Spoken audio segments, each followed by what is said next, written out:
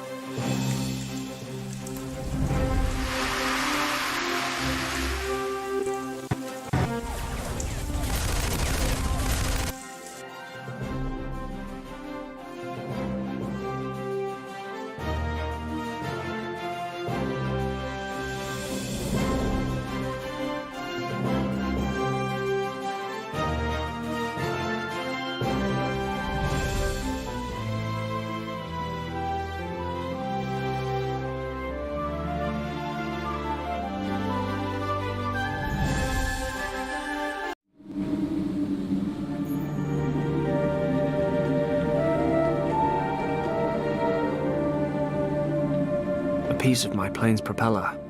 Poor girl. Took quite a beating. She'll never forgive me.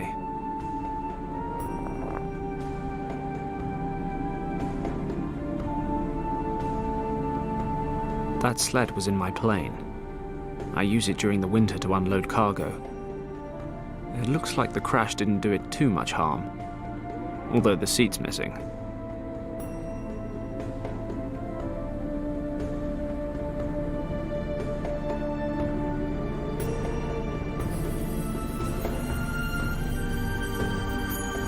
This crate was hurled out the plane, but it's still in one piece. True British workmanship. We can make an indestructible crate, but we can't build trains that run on time.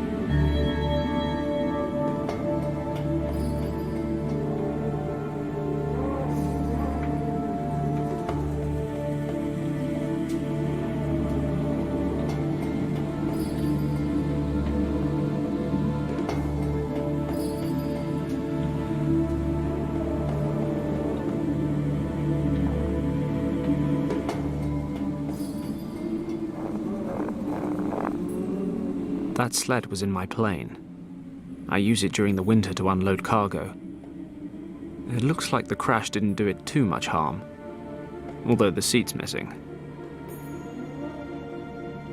I could reach Kim from that ledge over there.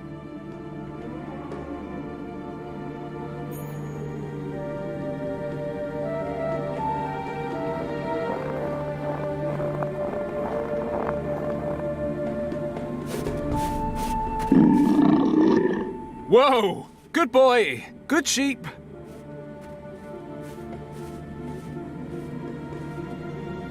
The Argali's trying to defend its territory. I'll leave it to it.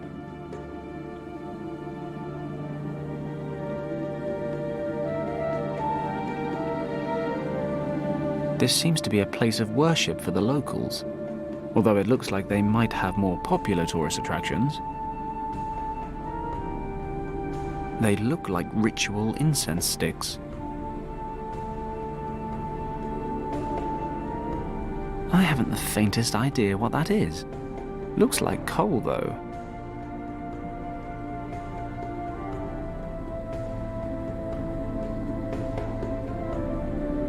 That must be an Argali, a type of mountain sheep.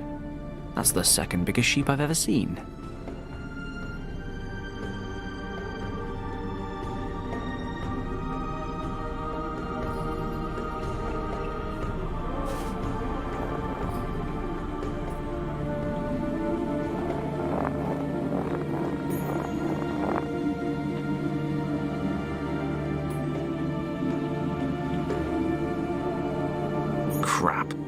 We've crashed in the middle of the uncharted Himalayas. We could be hundreds of miles away from anything. Nice view, though.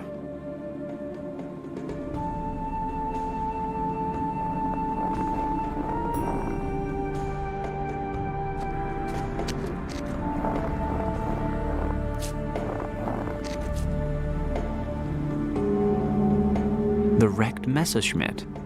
Looks like it didn't get much further than my little Ford. Good. Might be something over there I can use to help Kim. I need to get over this crevasse first.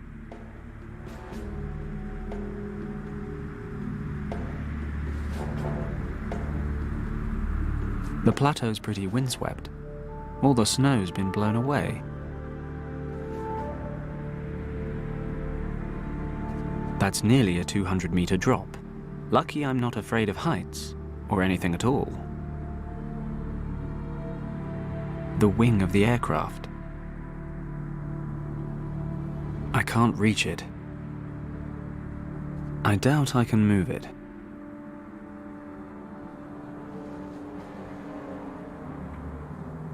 Lush white snow. A big pile of snow. No thanks. My fingers are already frozen stiff. No point trekking up there for no reason. A big pile of snow.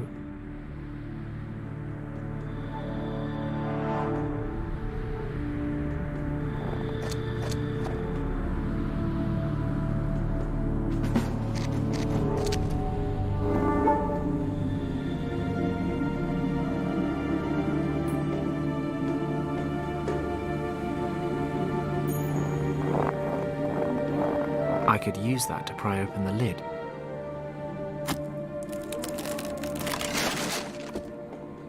Who would have guessed? It worked. The crate's open. A few of the things inside might come in handy. Let's see what we have here. A gramophone and a few records. Most of it smashed to pieces. I'd take a ration pack over smashed records any day. Although I'd take whole records and a working gramophone over the ration pack. Josephine Baker is all the sustenance I need.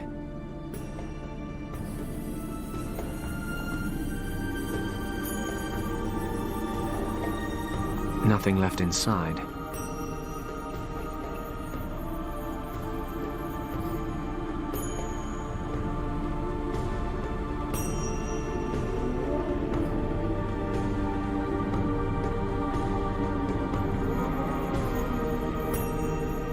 The lid from the wooden crate that got hurled out the cargo hold during the crash. Seems to be reasonably sturdy.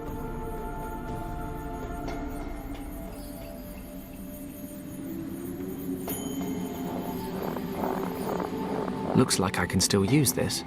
It's only the seat that's missing. I'll take it with me.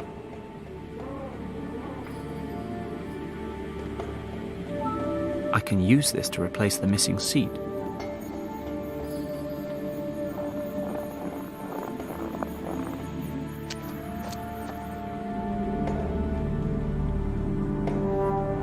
You know what?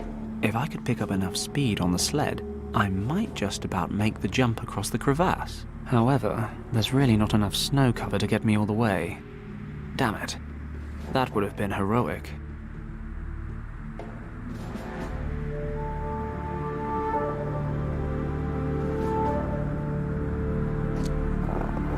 I can use this to collect some snow.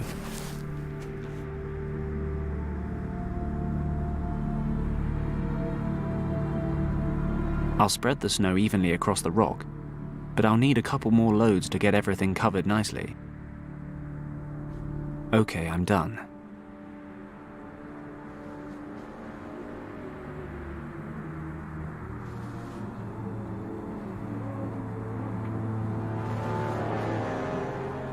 I can't believe I'm about to jump a crevasse in a sled, but it's all fixed up and there's enough snow. Made my sled better lie in it.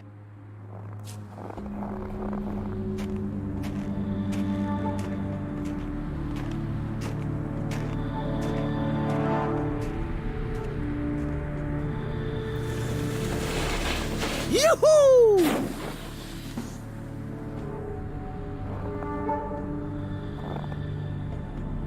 Can't believe that worked. Stunning.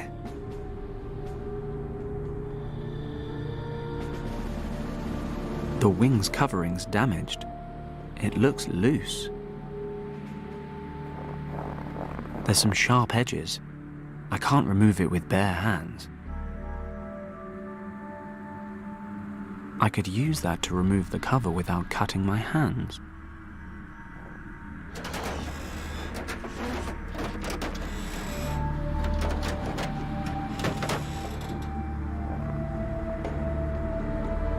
The wing's framework.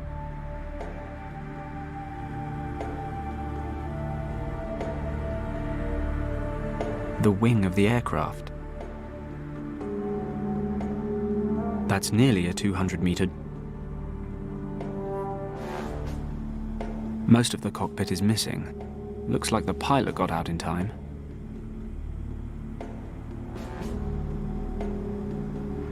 Considering the temperatures, I really don't need to get any important part of my body wet right now. It's a puddle of melted water.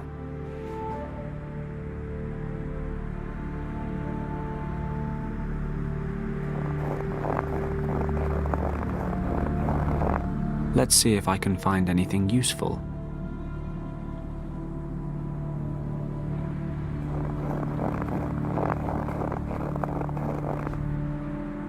Most of the cockpit is missing. Looks like the pilot got out in time. A dirty pilot's jacket. The pockets are empty, but something seems to be sewn in between the leather and the lining.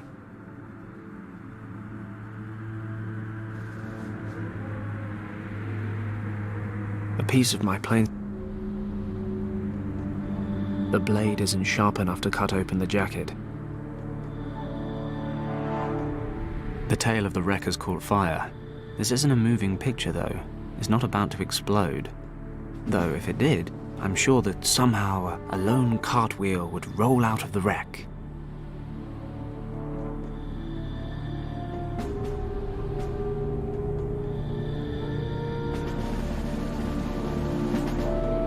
Unfortunately, the gramophone horn is the only The gramophone horn has an opening in the bottom. This makes it an binoculars.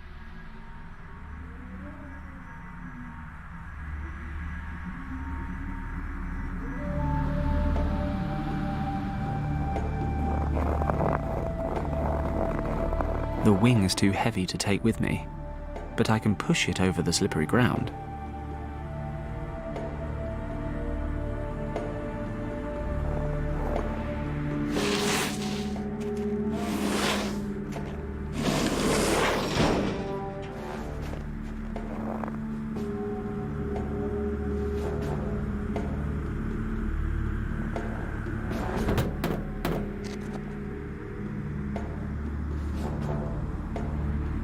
No thanks.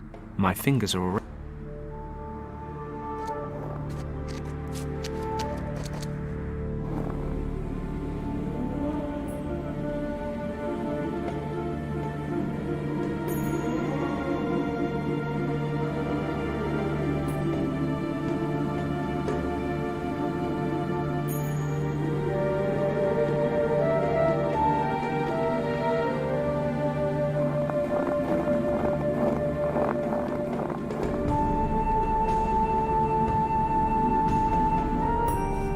Kim! Thank goodness. She's alive. Kim! Can you hear me? Damn it, she's unconscious. But I'll never get her out of the wreck without her help. I need to wake her somehow.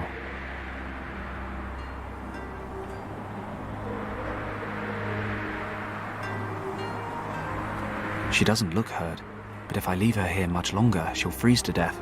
I need to bring her to somehow.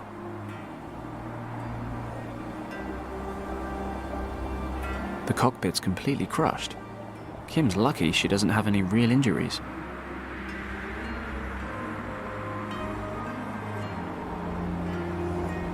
The parachute from my plane. I can't reach it.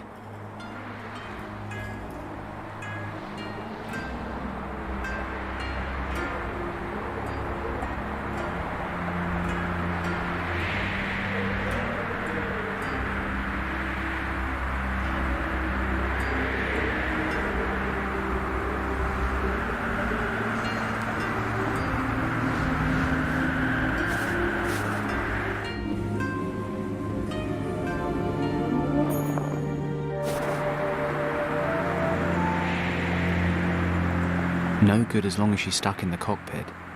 I need to get her out of there.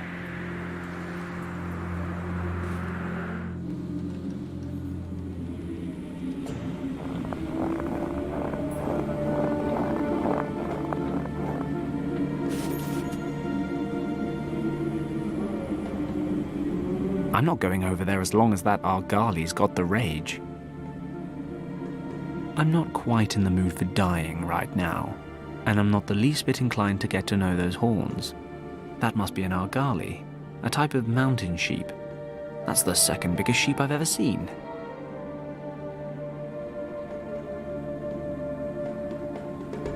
Oh no, that was Josephine Baker's latest release. It got smashed during the crash. It's just brittle little shards now. The record shattered and the rest of the gramophone's MIA. Not promising.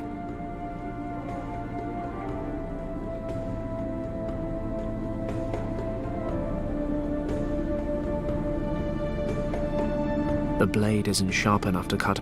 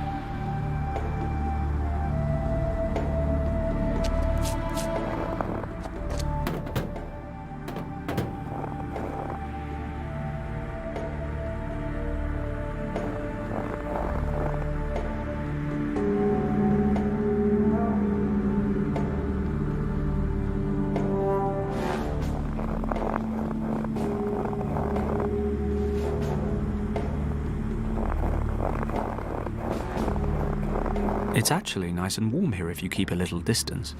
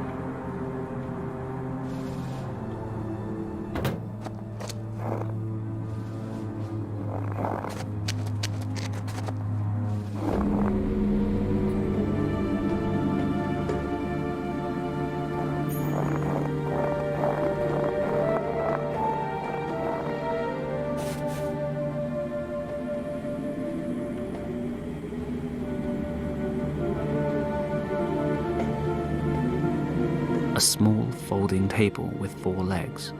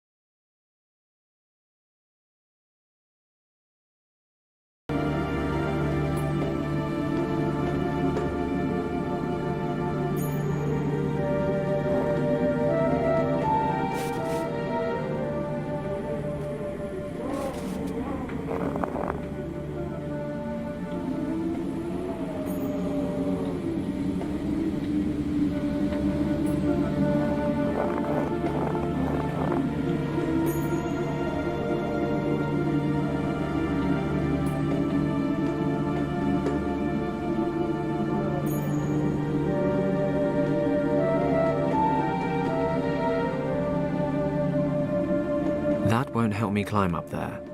The table isn't high enough.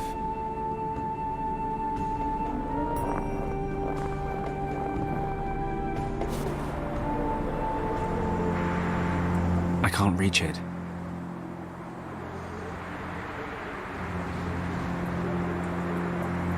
The propeller blade's too short. I can't reach the parachute with it.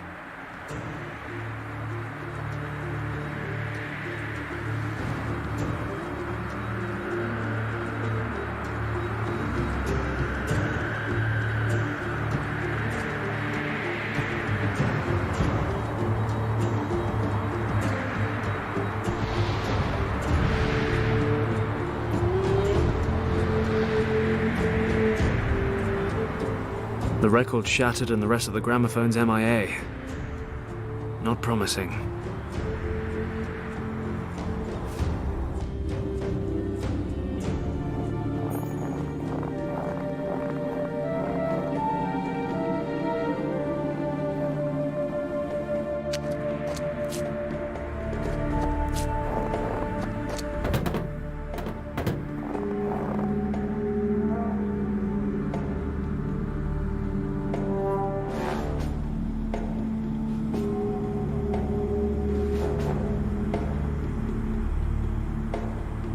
The jacket could do with a wash, but there's a time and a place, you know.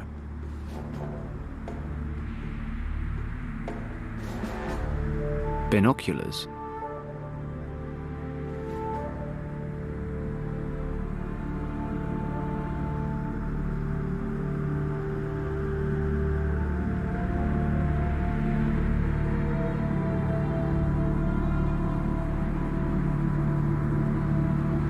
A small folding table.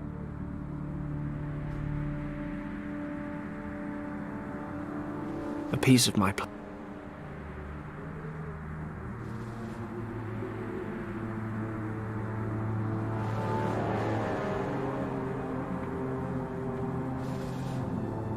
The jacket could do.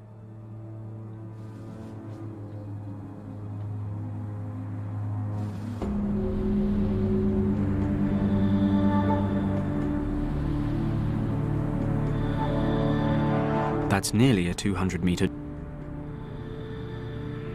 The tail of the wreck has caught fire. This isn't a...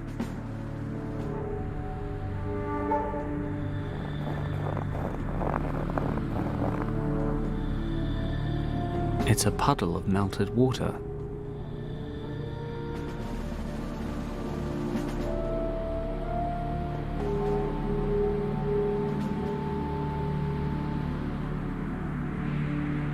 A dirty pilot's jacket. The pockets are empty, but something seems to be sewn in between the leather and the lining.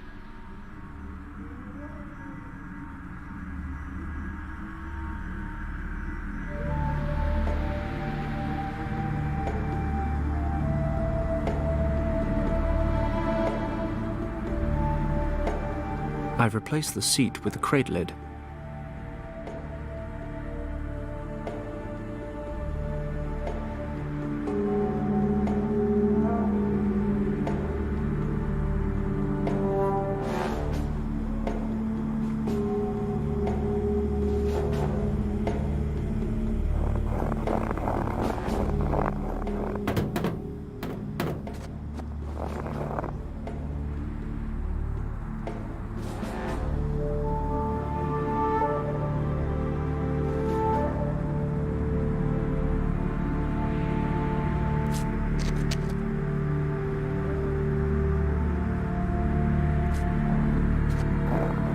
I can use this to collect some snow.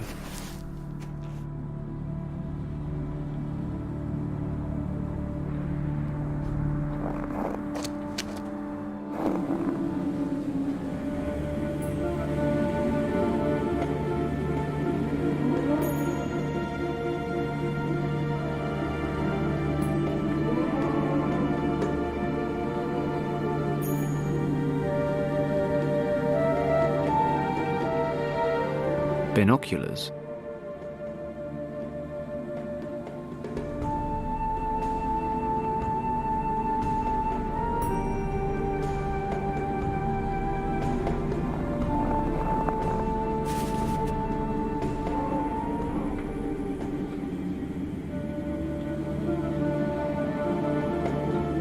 I'm not quite in the...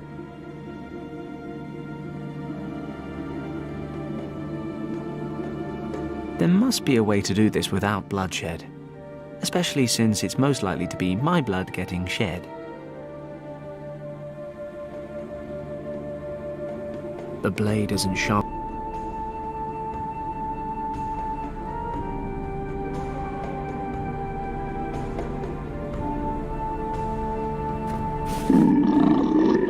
Whoa! Good boy! Good sheep! The Argali's trying to defend its territory. I'll leave it to it. I haven't the faintest idea what that is. Looks like coal, though.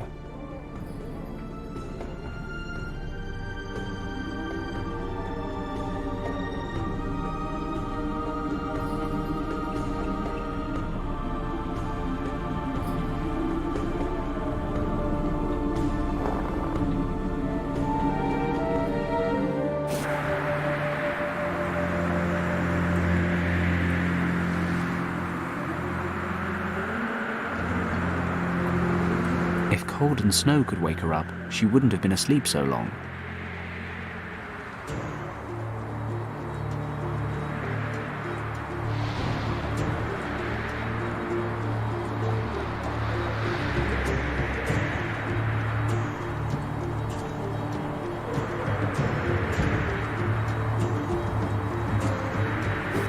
Perhaps I can push the cockpit to the side a bit and then pull Kim out.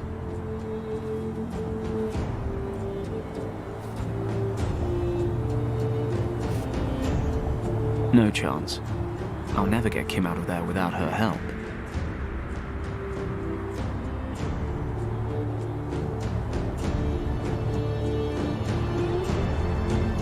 Sharp propeller blades plus cockpit equals open sesame. Blades plus soft flesh equals a very angry Kim. Better leave it alone.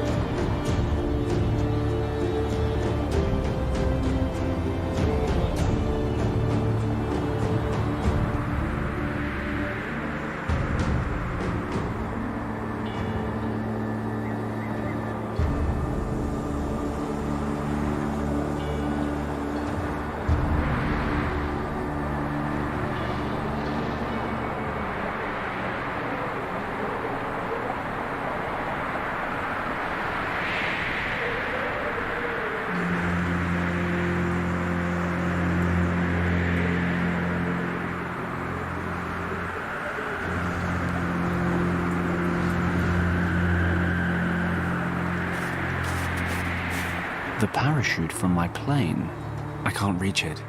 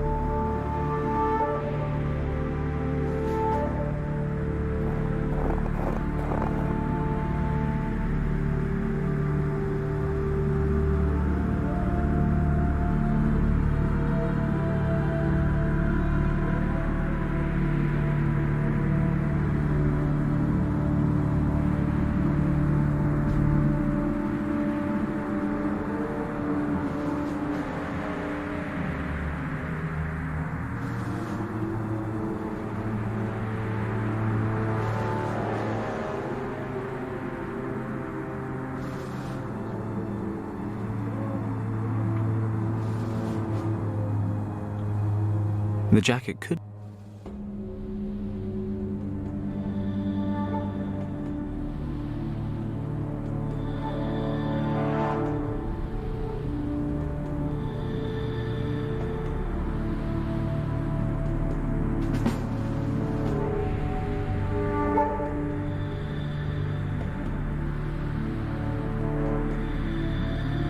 The gramophone horn has an opening in the bottom.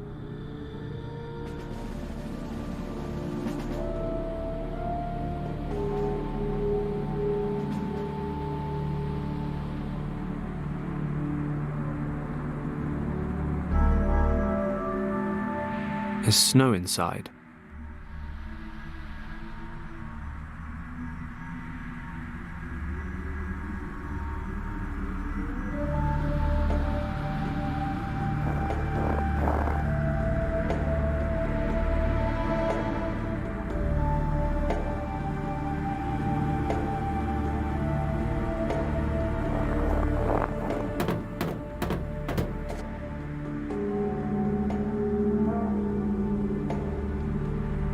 No point trekking up there for no reason.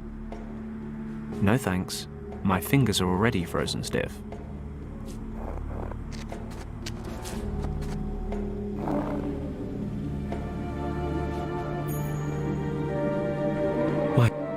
My Ford.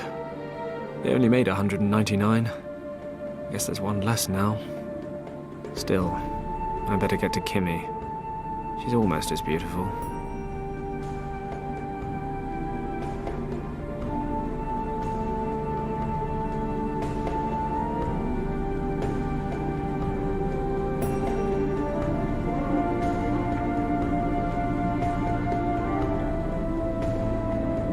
My Ford.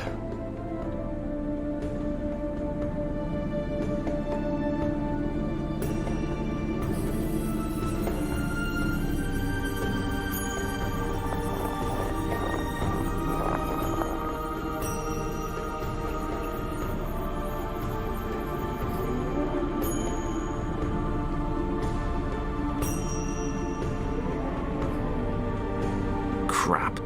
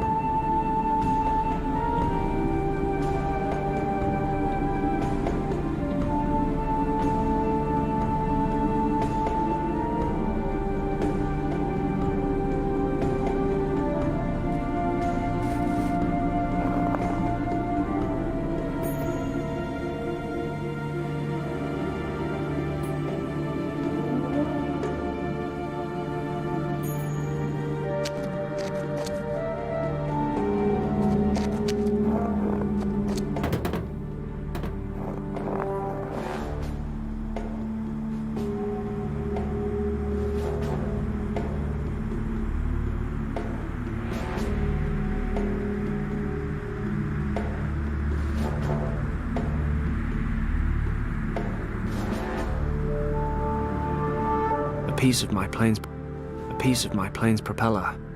Poor girl. The blade isn't sharp.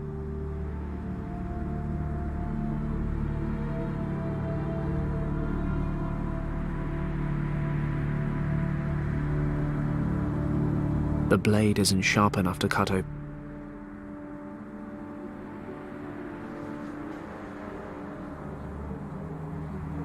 Binoculars. There's snow inside. A dirty pilot's jacket. I've replaced the seat with a small folding table with 4 legs.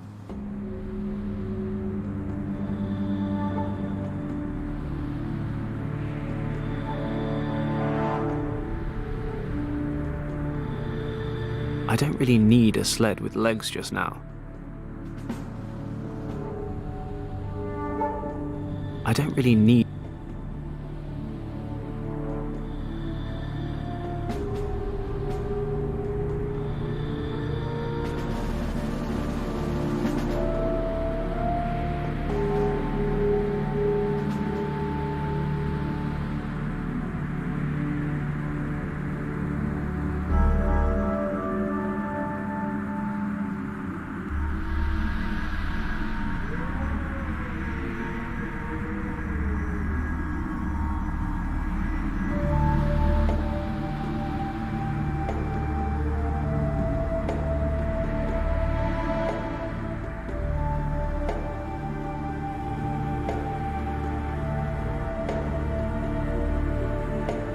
I don't really need...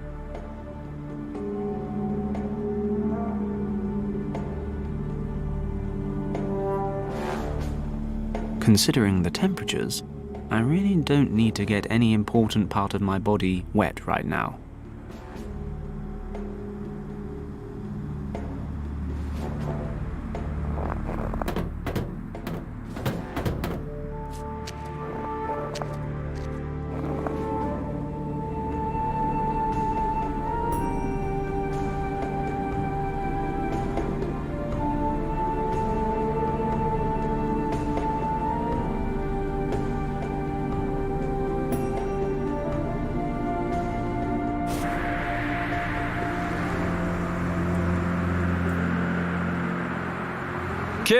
Kimmy, can you hear me? She's out cold.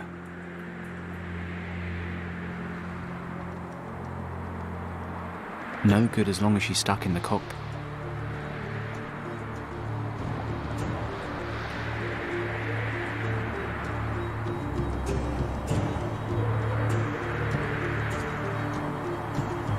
I can't reach it. The propeller blade's too short. I can't reach the parachute with it.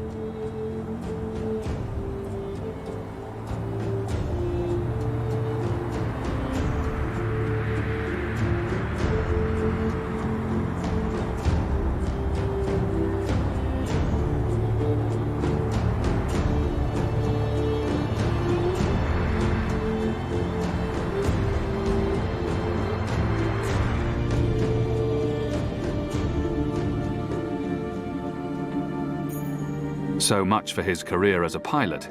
Fenton neatly parked the little trimotor upside down on a mountain in the middle of nowhere, and Kim's stuck in the cockpit, unconscious. Fenton needs to help Kim regain consciousness before getting her out of this tricky situation.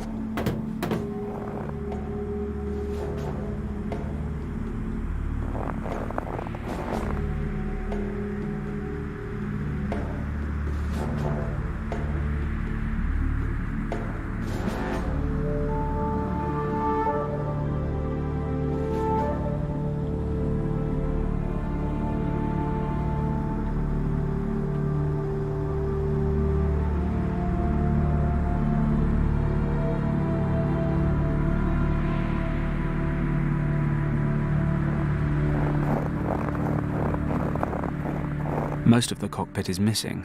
Looks like the pilot got out in time.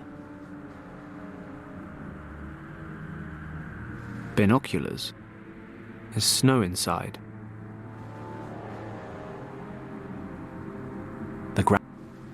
It's a puddle of melted water. The gramophone horn has an opening in the bottom. This makes it an impractical liquid receptacle.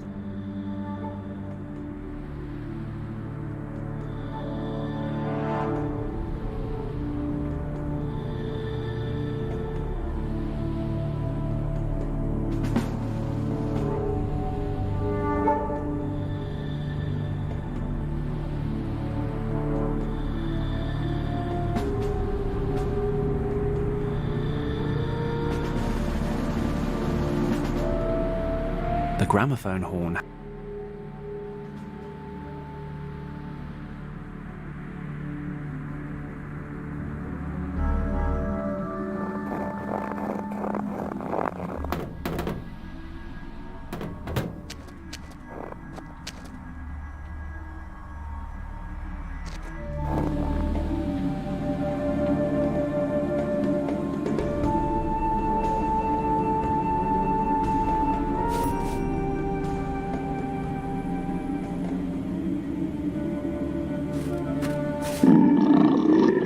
Whoa! Good boy! The Argali's trying...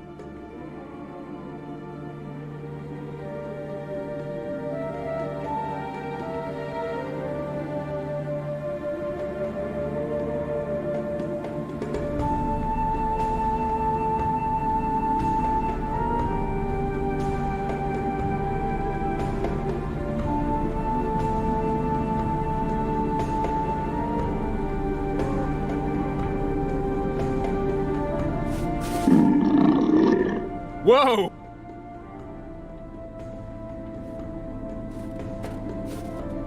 The Argali's...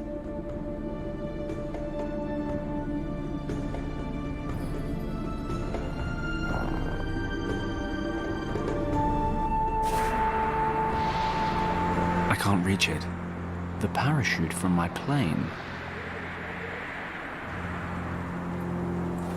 Perhaps I can push the...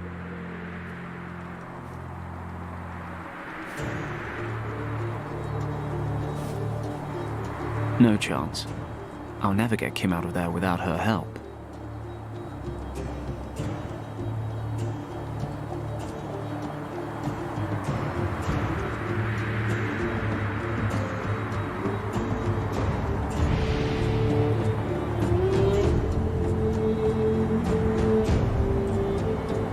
Sharp propeller blades plus...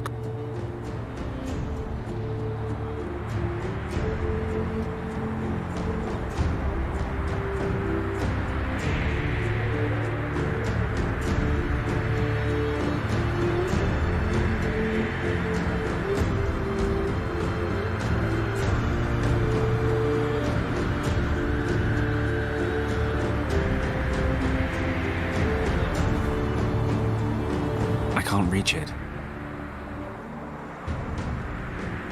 The propeller blade's too short. I can't reach the parachute with it.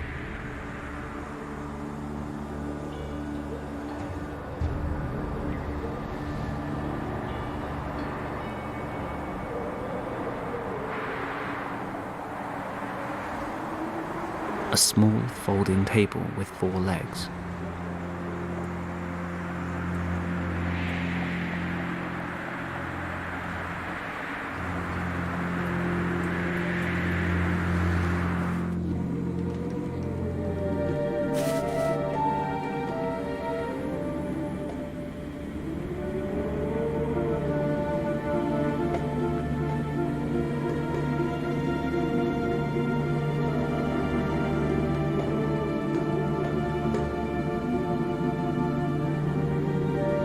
Ah, that'll work.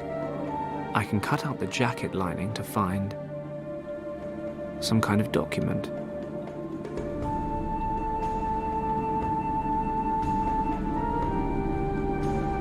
A piece of lambskin, cut from the pilot's jacket. I think he could have done with putting this thing through the wash a bit more often. Probably smelled better when it was alive. If my German's up to scratch, which it isn't, but let's assume it is, then this is the permit you need for safe escort through a foreign country during a military operation. I should have a closer look at it.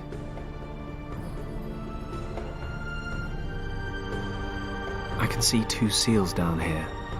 One's Tibetan government, but I don't know the other one. Some kind of German organization. The Tool Society. Never heard of that before. Regardless, looks like the Germans are here with Tibet's blessing. Something for Lord Weston once we get home. It's in German and Tibetan. It says the holder of this document is ensured safe passage at checkpoints and a certain level of immunity with local authorities.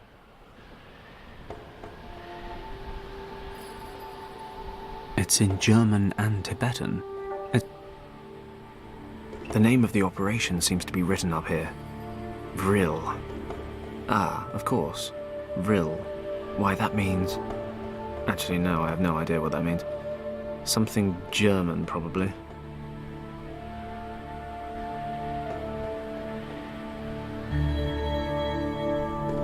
I can see 2 seals down here. Never heard of...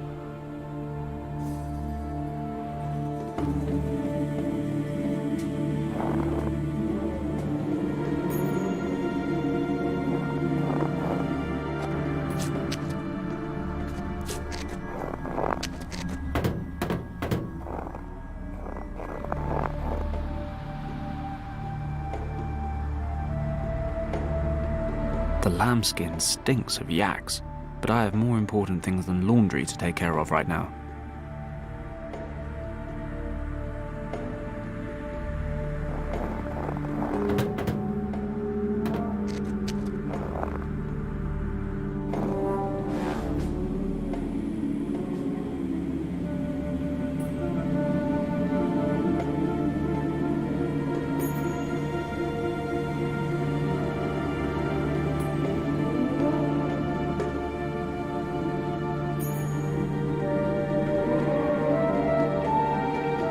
Piece of lambskin. I think he could have done with putting...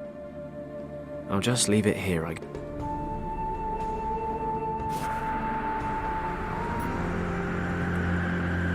No good as long as she's stuck in the cockpit. I need to get her out of there.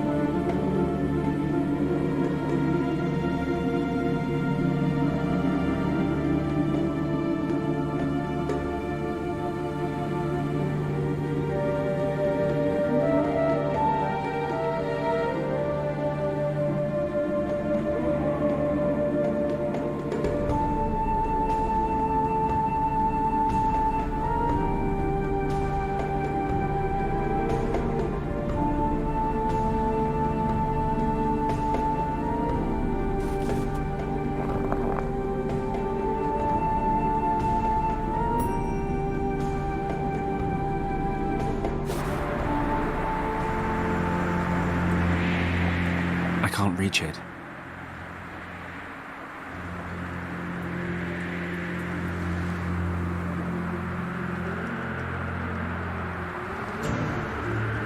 I don't really need a sled with legs just now.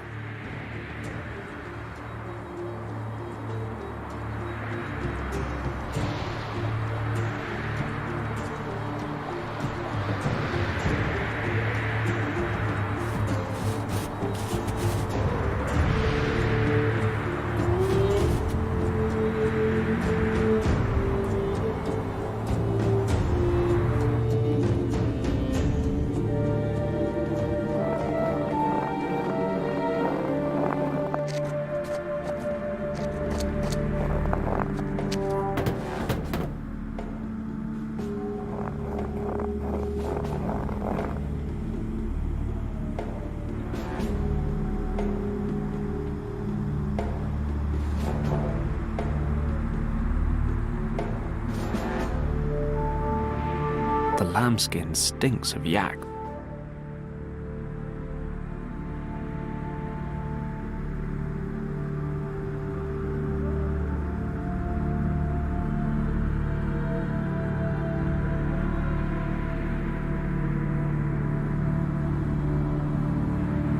Okay, I'll put the lambskin on the sled so I'll have a nice soft seat next time. Hey, this is starting to look like an animal.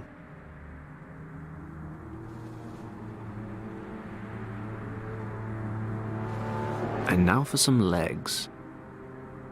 Wow, this thing is uncannily lifelike. I mean, if I squint my eyes a bit, it starts to scare me.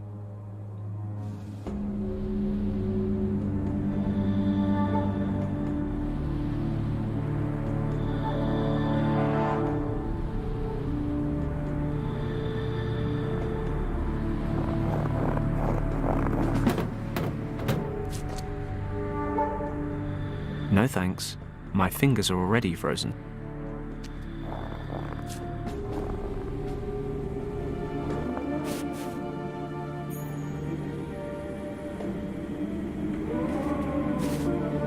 I wonder what'll happen next. Ah, it destroyed my beautiful handiwork. Oh well.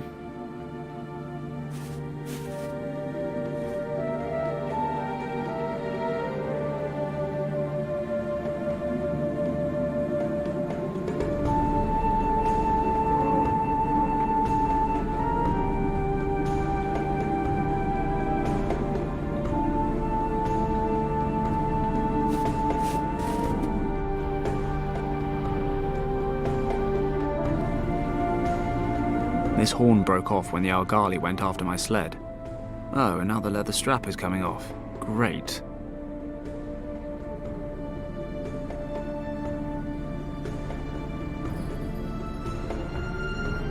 I haven't the faintest idea. What are those strange lumps? Looks like coal. Or... oh no, of course not. It's poo. I don't want to steal these and end up getting smited. Oh, ancient Tibetan god, if you want to hold on to these, please give me some sign. Nope, I guess we're good.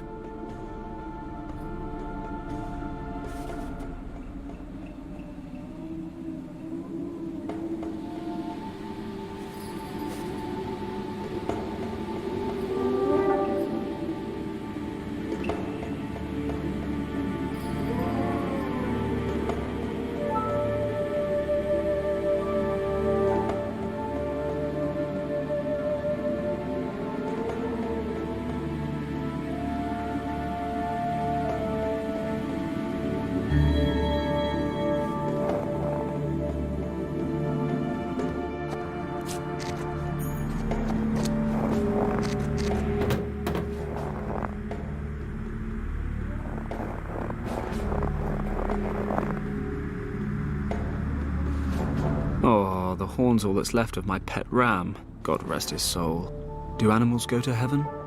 What about fake ones?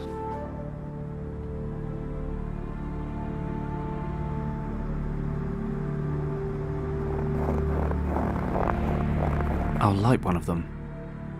Phew, what a stink. Perfume's not really a man's thing.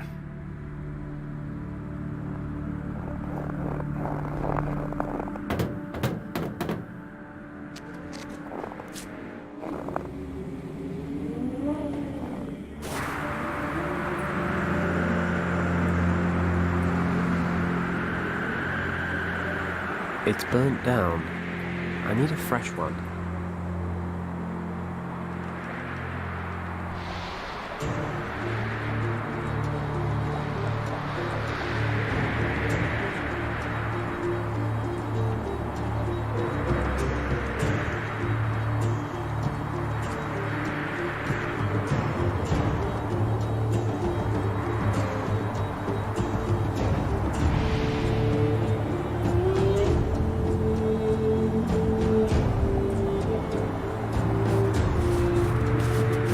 Okay, the leather strap is long enough.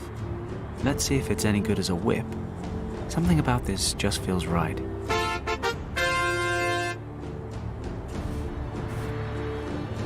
Too bad. I guess that only works in adventure films.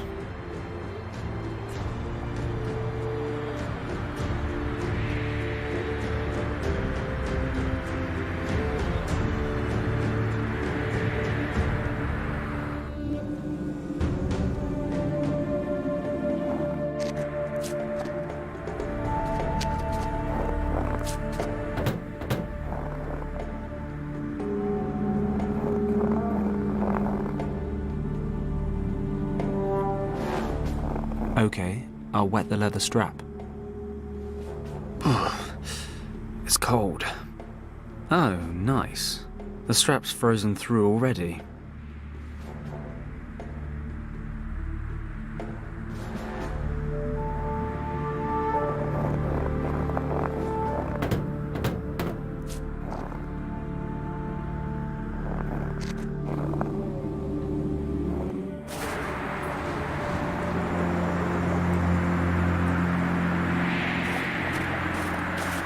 That might work.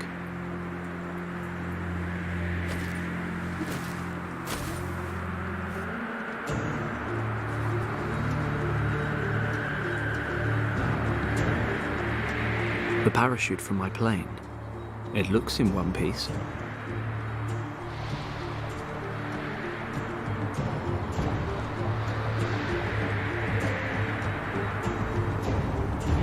Oh, the horns are... Oh, the horn...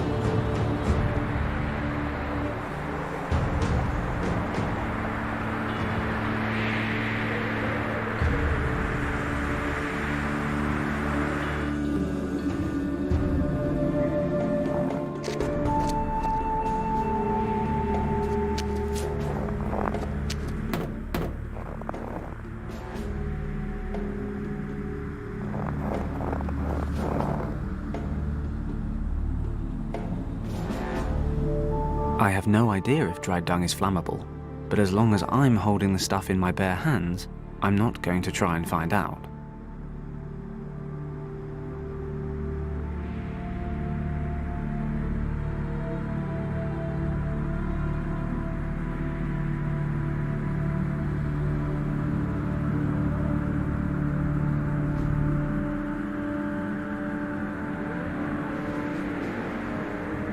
Pleasant aroma or not, this stuff is better off in there than outside, and I feel more comfortable about it.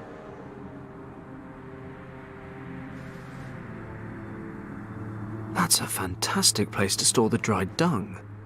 Never thought I'd say that. Oh, the horn's all that's...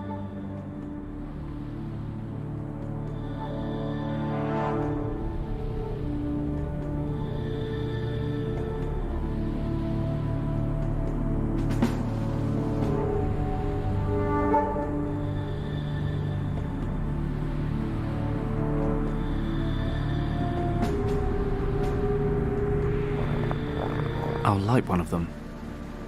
Oh, what a stink. Perfume's not really a man's thing.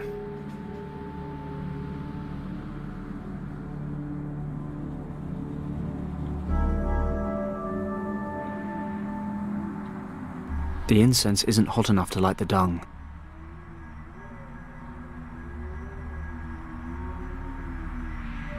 I've already lit one. That's quite an...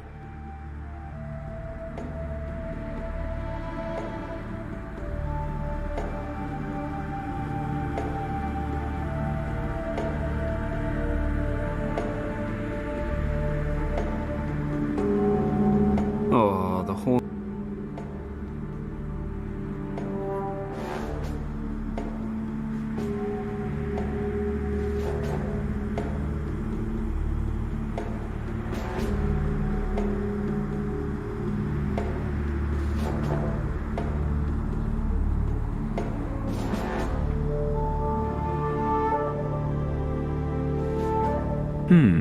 Let's see. That stuff actually burns. And it doesn't even smell that bad. Finally, a stroke of luck.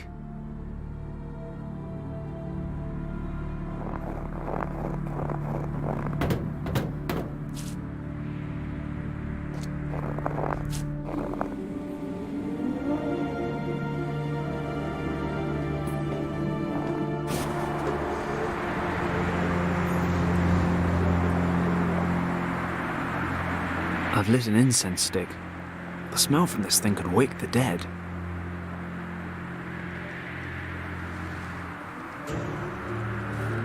This smoke is vile. Let's hope it wakes her up.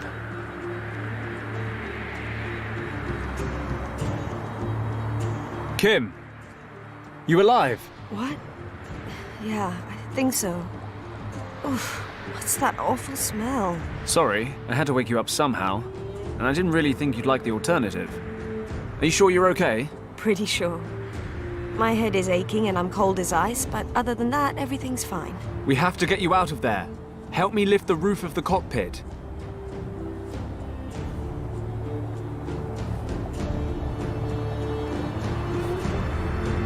Damn it, it's barely budging. Now what? You better have a plan B. I'm working on it. Whatever you're doing, do it faster. I need more strength to get the cockpit off.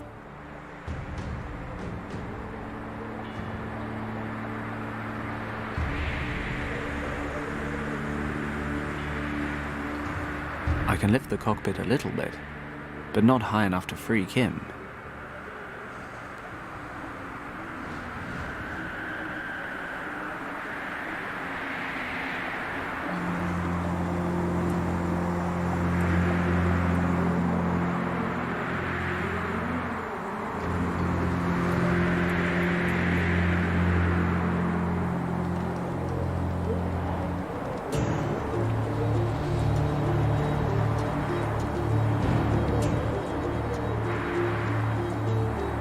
Sharp propeller blades plus cockpit equals open sesame. Blades plus soft flesh.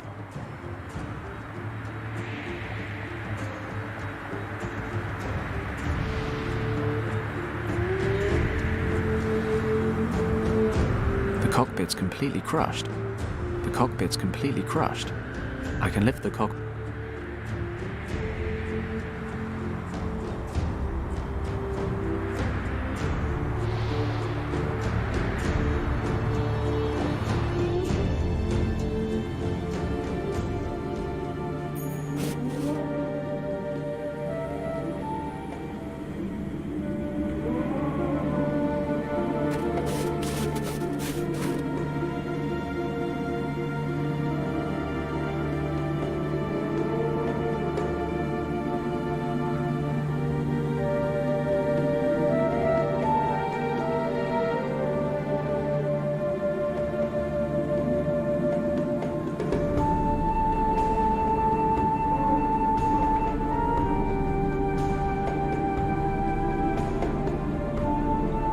This seems to be a place of worship for the locals, although it looks like they might have more popular tourist attractions.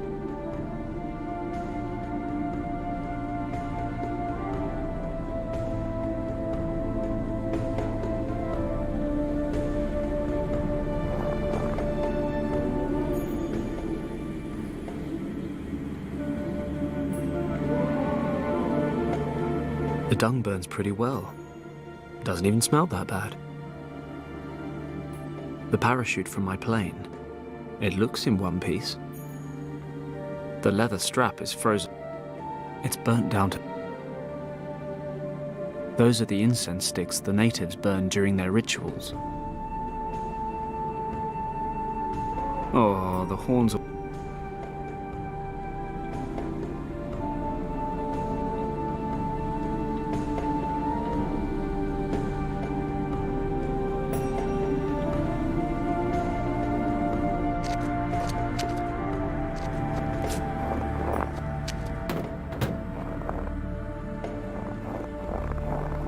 It's a puddle of milk.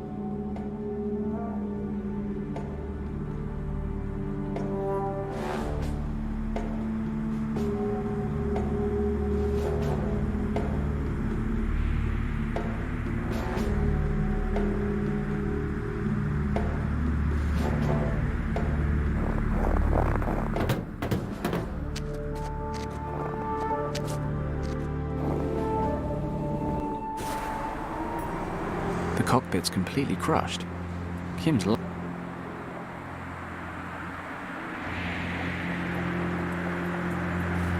Let's get this chute hooked up to the cockpit.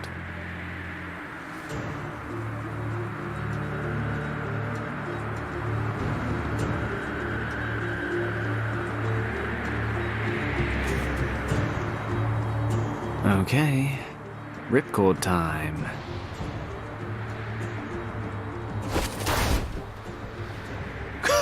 Did you see that? Done. Wonderful. I'm gonna kill you anyway. Do it later. Right now, we have to get you out of this wreck. Well, thawed out again. You slept almost 4 hours. I'm still pretty cold. Move about a bit. You'll warm up. We've got the fire burning. We're not going to keel over anytime soon. Wow, you really know how to reassure a girl. So what do we do now? Let me guess. You'll think of something. We'll have to stay here for the night. It'll be dark soon. A whole night? In the cold? Oh, wonderful. That's something to tick off my to-do before I die list. Probably the last thing. Remind me. You made me leave Hong Kong because... What was it you said? To be safe? Yeah, that was it. Come with me, you said. Otherwise the Triads will kill you, you said. Kim. You're safe with me, you said. The great hero, Fenton Paddock. Kim! Let Fenton Paddock keep you safe. Absolutely no chance of being chased by Triads, shot down by Nazis, and stranded in the middle of the Himalayas to freeze to death. No, sir. Kim, shut up for a second and listen to me. While you were sleeping, I checked out your uncle's documents. So? He was traveling this region in 1922 with a researcher named Arthur Hayes. Ring any bells? Yes, Uncle Wang told me about that expedition many times. Professor Hayes had taken him along on his Himalaya trip as a cartographer. Well, I noticed something really strange. Most of his notes are written in traditional Chinese, but your uncle wrote some of the sections in a language I've never seen before. According to what I could read, he and Hayes were looking for a monastery, which they figured was in this region. Do you know what that means? That you can't read every kind of language? Be serious. If there really is a monastery somewhere around here, it might be a safe place to head towards. Okay. My uncle sometimes wrote certain things in a kind of secret script that only he and I could decipher. Show me the documents. Here, can you read any of it? Well, it says here that a storm hit and my uncle and Professor Hayes took shelter in a cave. We were more than happy to have found shelter in time. When we moved further into the cave, we noticed we were not the only ones seeking shelter there. In the glow of our torches, we recognized a man leaning against the cave wall. Hayes spoke to him, but the stranger did not react. On closer inspection, we realized why. The man was dead. He was frozen stiff, and it was likely he had already been there for quite some time. The man was wearing a monk's robe and presumably had an attack of weakness during a pilgrimage. Hayes brought my attention to something. The torn up and burned remains of a parchment lay beside the corpse. It is possible that the monk had used the last of his strength to build a fire. On examining the burnt remains more closely, it turned out to be a map. Hayes was able to determine a few checkpoints, and thus conclude that it showed the region we were in. The texts we were able to identify on the map were written in an ancient script, of which Hayes was able to translate little. While the professor's eyes wandered across the map, he suddenly gasped. His trembling fingers moved over one word, Kembalong. Hayes, who had studied every possible source of information prior to beginning his expedition, explained that many myths and legends shrouded a valley by that name. They say there is an ancient monastery in the valley where no outsider has ever been. According to the legends, the monks from Kembalong Valley guard an ancient and very powerful secret. It was possible that we had come across a key to this hidden valley, and Hayes suddenly became excited when he realized what that could mean for him, the leader of the Tibet expedition. In that moment, I took a closer look at the dead monk. Could he be one of those monks living a secluded life in the valley? Where did he want to go? Or was he returning from somewhere and didn't have the strength to continue? My eyes dropped to his hands, and I noticed that the fingers of his left hand were wrapped tightly around something. Hayes noticed it too and opened the clutched fingers in a somewhat harsh manner. Hayes grasped the object and held it to the light of my torch. It was a stone, resembling the eye of a dragon. There was a green gemstone in its center, through which the light was refracted, falling onto the walls in a most fascinating pattern. Hayes put the stone away. He must have noticed the look on my face, because he justified himself. He remarked that the stone was better off in the hands of a researcher than those of some farmers or shepherds who might discover the cave someday. Okay, now skip a few passages.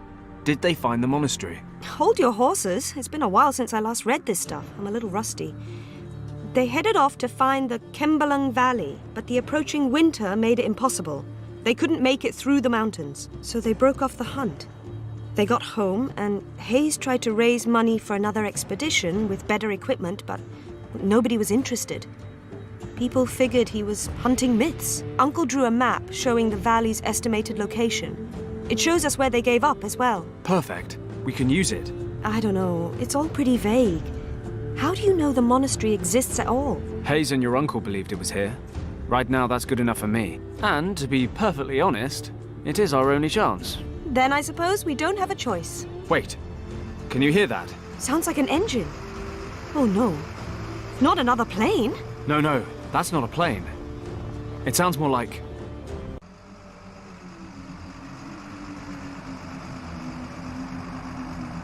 a truck. Grab your stuff. Change of plan. What? We're following the truck. It must be going somewhere.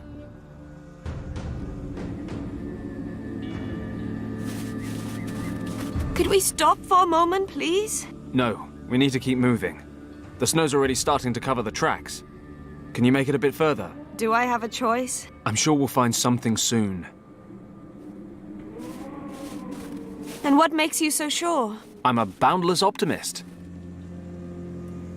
Hey, what is that? Looks like a military camp. I didn't know Tibet had an army. They don't. Remember that fighter plane? Germans? What are they doing here? Have they attacked Tibet? I doubt it. Let's break out the glasses.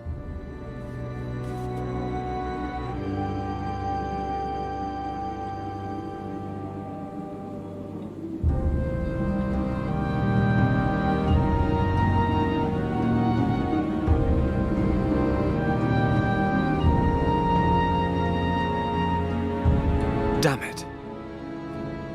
What's going on? They're holding British soldiers captive. There's at least one officer with them. Richard? No, not Richard. But maybe someone from his unit. They must have met the Germans somewhere along the line. What are we going to do? What do you think? Rescue the officer, debrief him, find the rest of his group, and get everyone home in time for tea and medals. And we do that how? We? Forget it, Kim. You've made it this far, but you're sitting this one out. What? You expect me to just sit here and watch while you break into a heavily guarded military camp, get caught and tortured, and then leave me to freeze to death? For now, we just need to get the lay of the land. Then we'll wait till dark and make a foolproof plan. How's that? Why do I always let you talk me round? Maybe because you actually think I'm a pretty great guy. Dream on, Paddock. Okay, so far, so easy. Something tells me that's about to change. This place is bigger than it looked. What the hell are the Germans up to out here? Where are you going, Werner? To take a leak. Just make sure you don't fall down a crevasse. It's like Swiss cheese around here, you know. I'm not stupid, you know.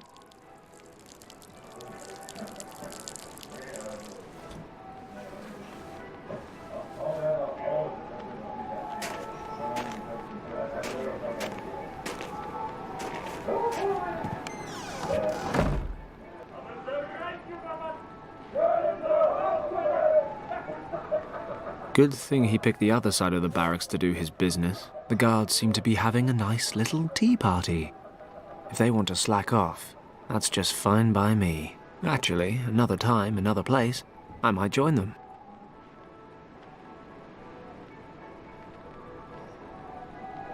What a lovely party they're having. Ah well, some of us have to work. The guards' barracks.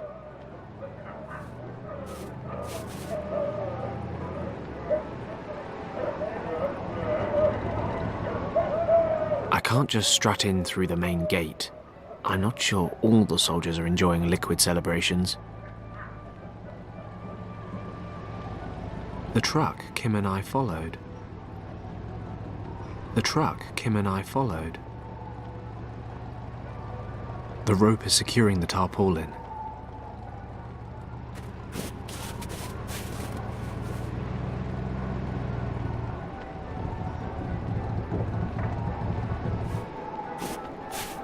Let's see what that sign says.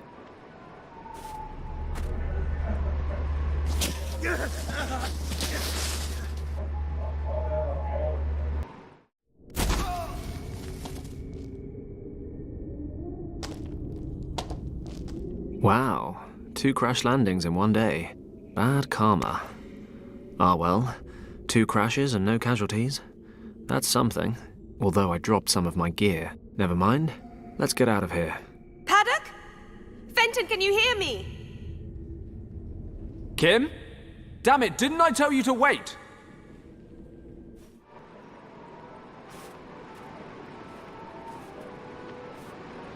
Oh, stop playing the hero. It doesn't suit you. Of course, I could always just leave you here and go back. No. Just make sure nobody sees you. Don't fret. What's it look like down there? Can you climb back up? Not through the tunnel. I've slid down about 10 meters. But there are some passages here. Shh, be quiet. Kim?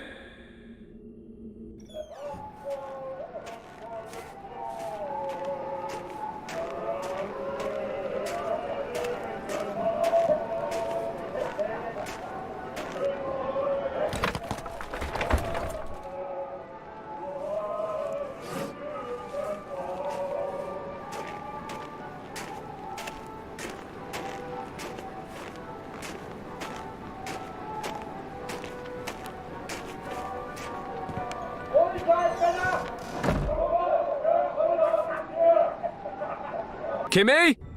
Is everything okay? Yep, coast clear. I'll take a look around up here. There must be something we can get you back up with. Okay, but be careful. Always.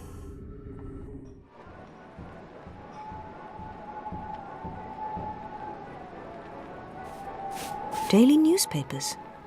Looks like the paper boy around here has his work cut out. I'll take a paper with me. If I need more, I'll know where to find them. There's all kinds of rubbish in this crate. Let's see if I can find something useful in all this.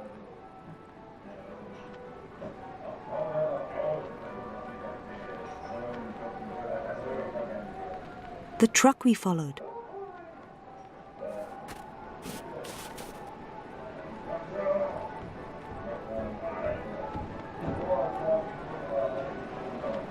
The sign warns of crevasses.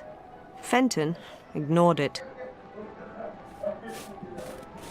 It's not doing much good here, so I'll just take it with me.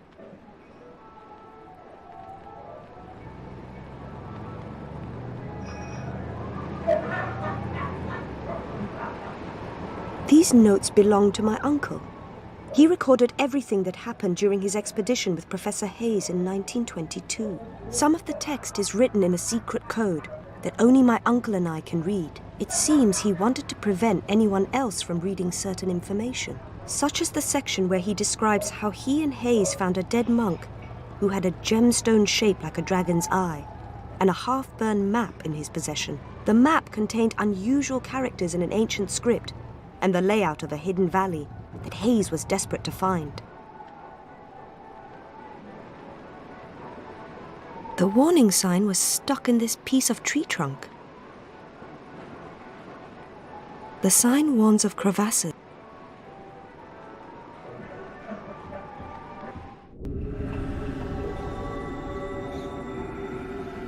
Thank goodness I didn't fall down there. Some of my things weren't so lucky. Not a chance. I can't even see the bottom.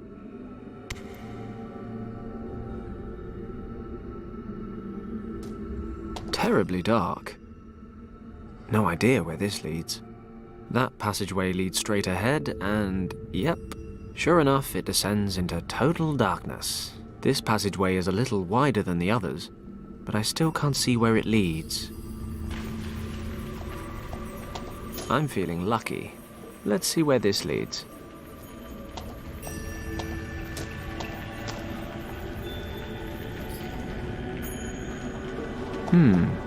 This place looks familiar.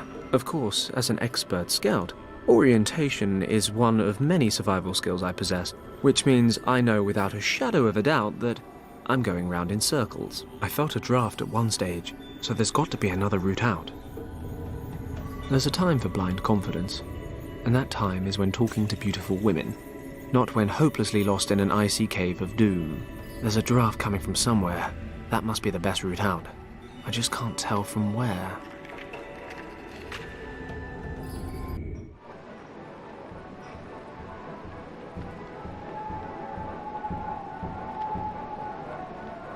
A roll of sticky tape. Cookware, consisting of a pot and a lid. An issue of the Volkisches Tageblatt, a Nazi newspaper. There's a picture of a company of soldiers on the front page.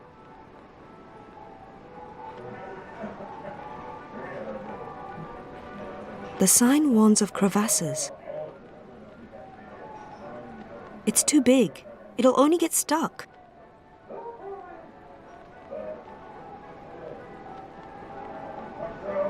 Ah, yes.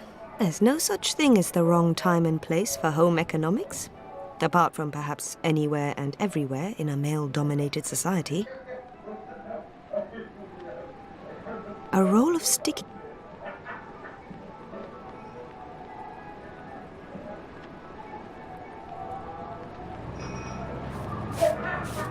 You might want to back up a bit.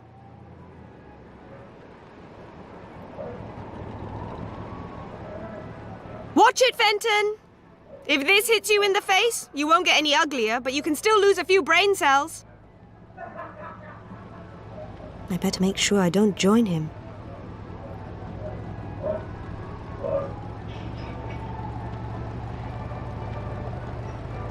Fancy some light reading, Paddock?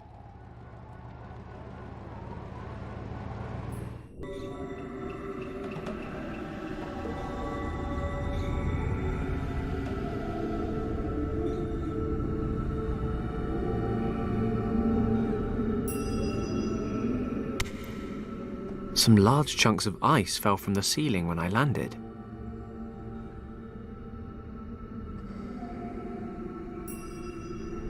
The tunnel I slid down. An issue of the Volkisches Tageblatt, a Nazi newspaper. The front page is plastered with a photo of German soldiers marching.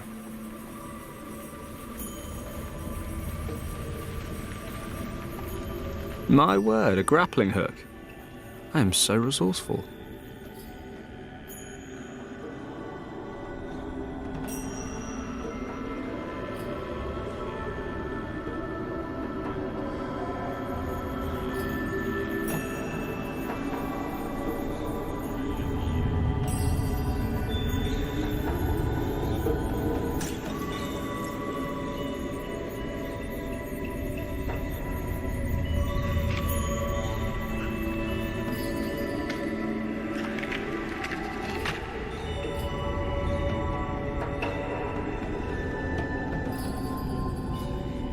Not a chance. I can't... Thank goodness I didn't fall down there.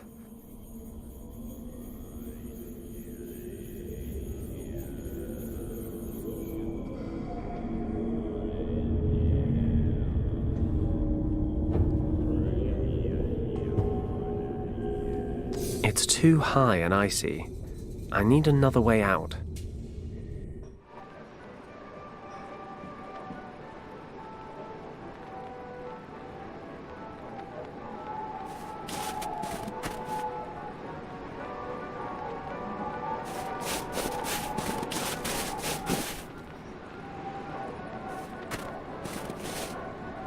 I wonder if I can work out what made these holes. Now I know. Those are smoldering cigar butts melting into the snow.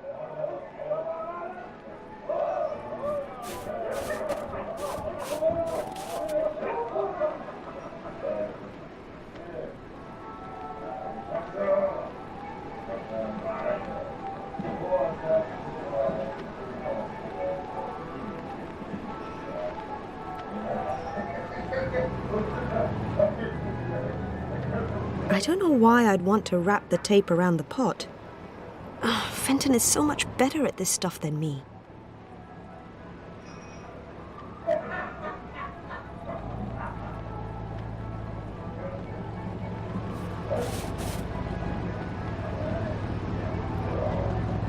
The next cigar butt is mine.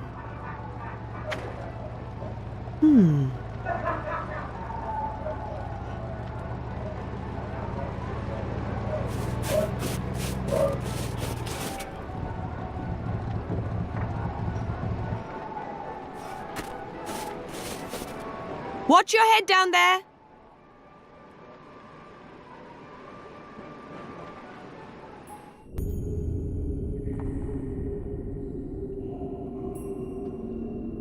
They'd certainly burn well, but I don't fancy lighting them in my bare hands.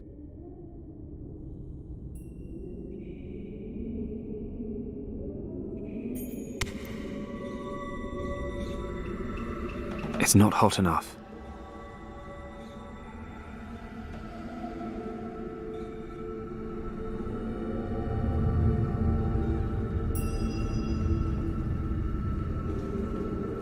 I'll light the burner.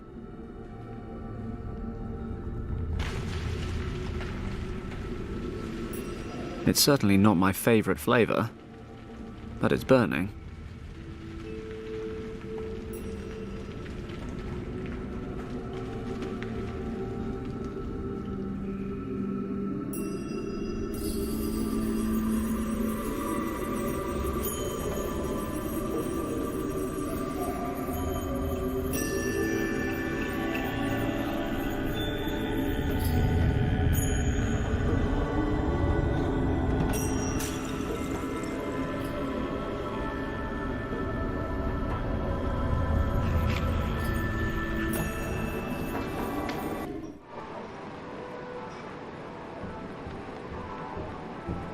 Watch out!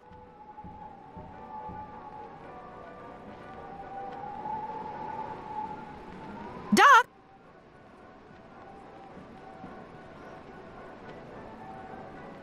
The sign warns of crevasses. I better make sure.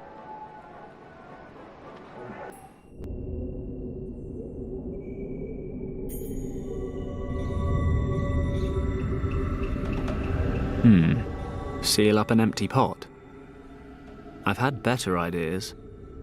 Maybe I'll hold off for the moment. That tape holds for a long time.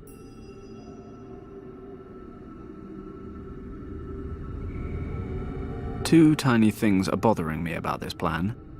For one, the pot's empty, so there's not much point in heating it. For two, I'd have to use my bare hands.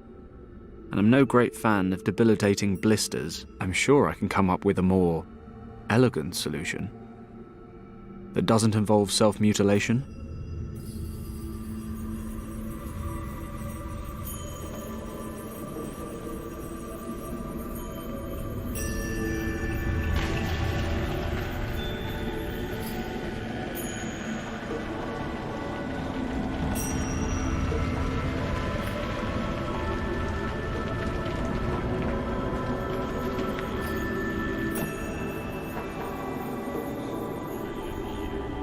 There's a time for blind confidence, and that time is when talking to beauty. There's a drop. Okay, so if I just stand here and watch which way the smoke goes... Bingo! It's drifting down the left-hand passage.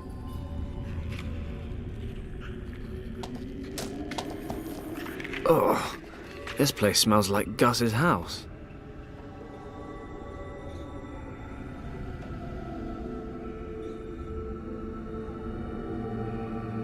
What is that?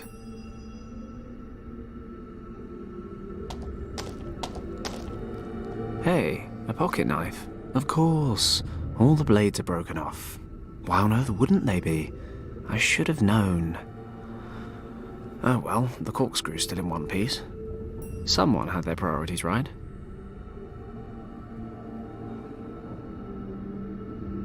I must be right under the camp. The Germans tossed their rubbish into this cave. Building rubble, wood scraps, and other rubbish. Nothing useful. Aside from that, most of it's frozen. I can't reach it. I can't throw the hook through that layer of ice.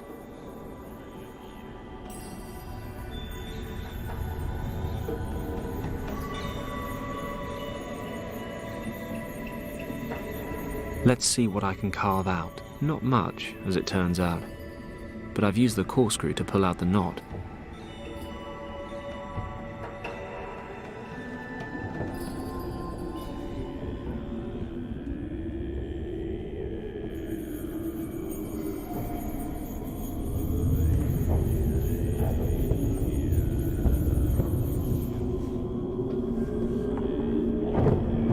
I could use this to glue the record back together, but I'm not sure Josephine would be quite at her best.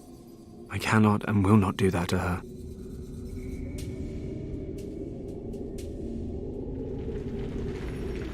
Oh no, that was Josephine. Oh no. I could use this to glue the record back together.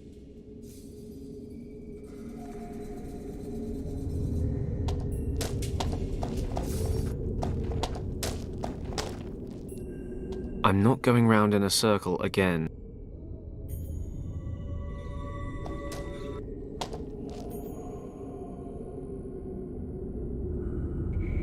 I must be right under the camp. Building rubble. I better keep this for a while. I better keep this for a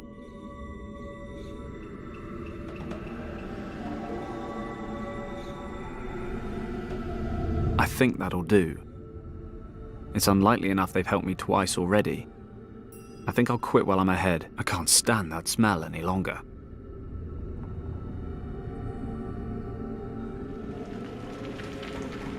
I think that'll do. I can't stand. We're cooking. We're cooking. 2 tiny for 2. I'm sure I can come up with a more. Might work.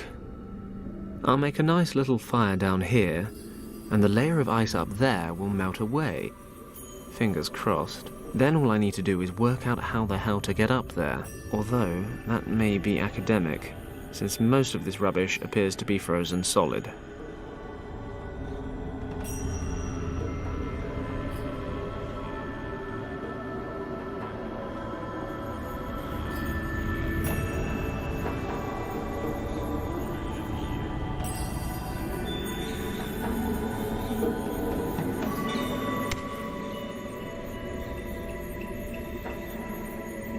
They'd certainly burn well.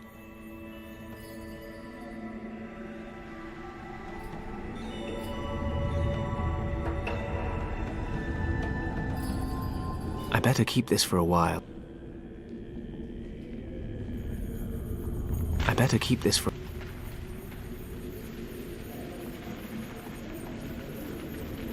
I can see the light. Ha! Always wanted to say that. There's a thin layer of ice covering most of the crevasse, but I can still feel the draft.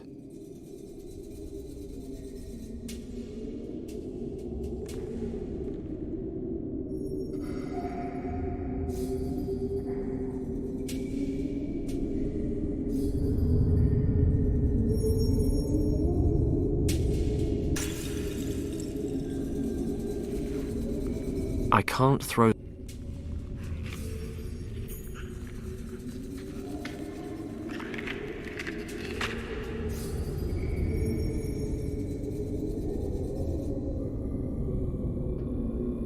I could use this to glue the...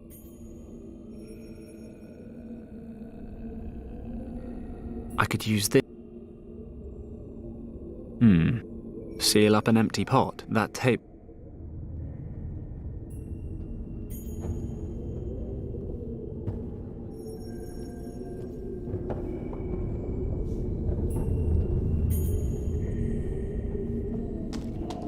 Building rubble, wood scrap.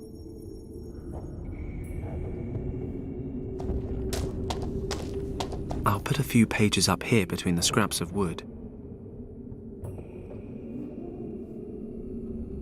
The newspapers are burning.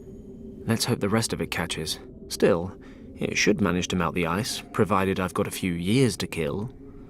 Oh wait, I'm on a top priority secret mission. I need a new plan.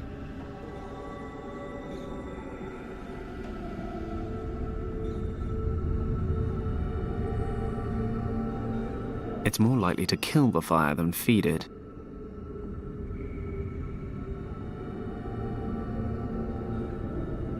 It's empty.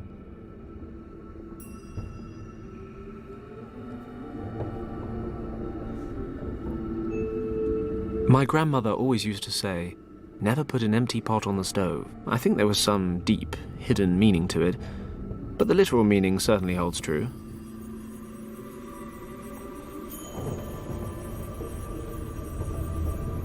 No, not again. No, not Josephine. No, not Josephine. I was only kidding, babe.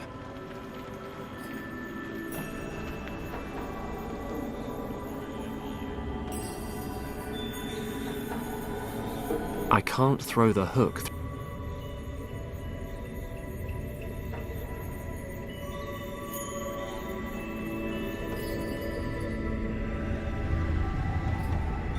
No, no, and no again.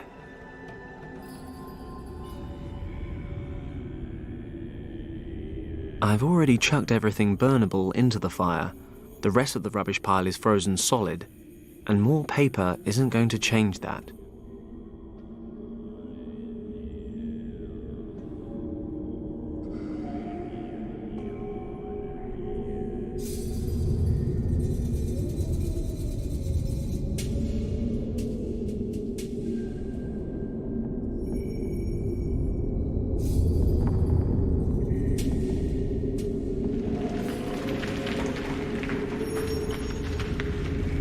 Better keep this for a while.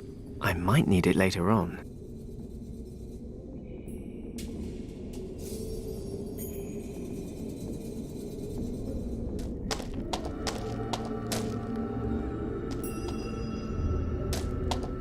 I'll grab a few smaller chunks of ice, just in case I come across any fine bourbons on my travels.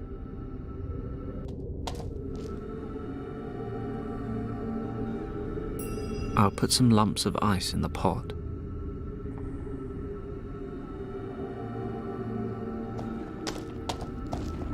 This will be interesting.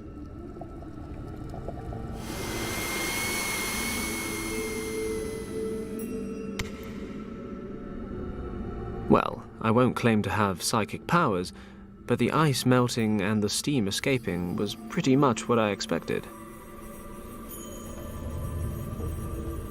Huh, I really thought the fire would work, but the ice just isn't melting.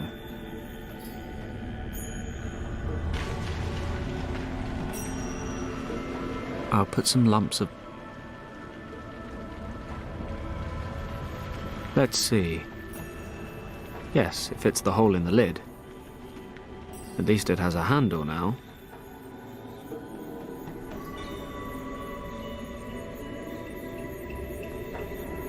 Okay, let's see what happens.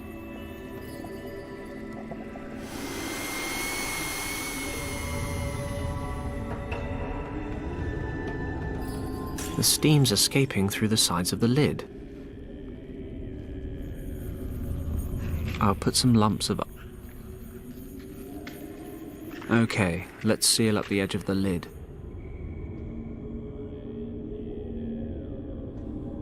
Let's see what happens next.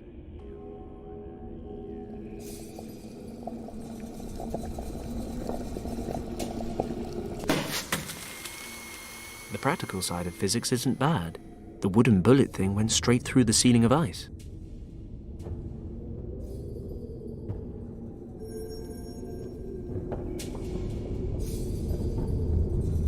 No. Well, look at that. School science did teach me something useful after all. The pressure shot the chip straight up like a bullet. Ouch, ouch, ouch. Hot. No.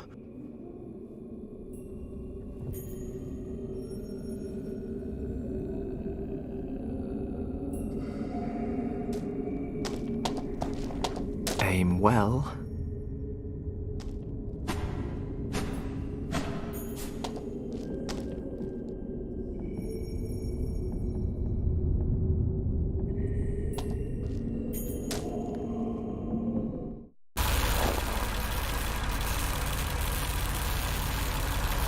That must be the tent we saw from above.